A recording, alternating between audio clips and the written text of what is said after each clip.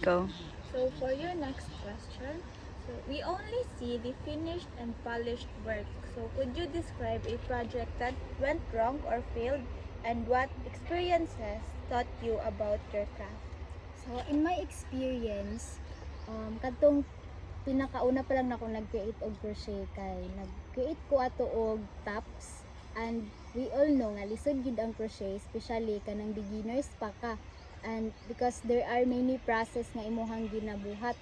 And then so kato nga time nag-create ko og tops, and abi na ko nga successful na to siya, kay like nice ang iyang ang results niya is nice, pero as I learn through the process kay naaday ko'y na miss ato nga mga stitches, like naa may mga patterns ang crochet, so nakoy mga na miss ato nga stitches. And so through kanang pinaagi ato nga na miss na ko nga stitches, kay ang tops nga akong gi-create is dili na siya same size, and then uneven na siya.